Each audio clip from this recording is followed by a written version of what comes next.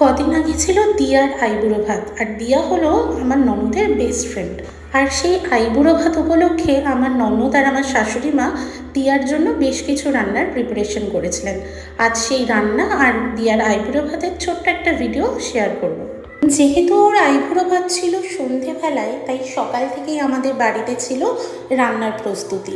বেশিরভাগ রান্নাই আমার শাশুড়ি মা করলেও ঝিলিক কিন্তু তার অফিসের ফাঁকে ফাঁকে তার বেস্ট ফ্রেন্ডের জন্য ফেভারিট ডিশ রান্না করতে কিন্তু ভোলেনি। মেনুতে ছিল সাদা ভাত, 3 রকমের ভাজা, ভেজ ডাল, পেঁয়াজকলি চিংড়ি দিয়ে একটি সবজি, ডিম কষা, চিকেন কষা, আমার শাশুড়ি মার হাতে বানানো আর মাছের একটি অসাধারণ প্রিপারেশন, চিংড়ির মালাইকারি, বাসন্তী পোলাও, পায়েস, মিষ্টি আর পিঠে। মা সবার প্রথমে ওকে আশীর্বাদ করে ওর আইবুড়ো ভাতের অনুষ্ঠানটা শুরু করলেন। আর ঝিলিক ওকে আইবুড়ো ভাতে যে গিফটটা দিয়েছে, দিয়া খুব খুশি। আর দিয়া বলল এরকম নাকি জুয়েলারি ও অনেক দিন ধরেই খুঁজছিল। আমি দেখিয়েছিলাম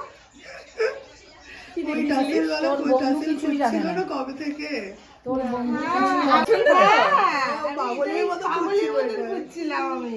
এটা খাদ্য মেলাতে ননির বসেছিল। তো দেখেছে আরে কারণ আমি হাতটা প্রচুর খুঁজেছি আমি, আর ও জানে। আর দিয়া খুশি দেখে আমরাও সবাই খুব খুশি। এরপর সবাই ওকে একটু একটু করে খাইয়ে দিলাম।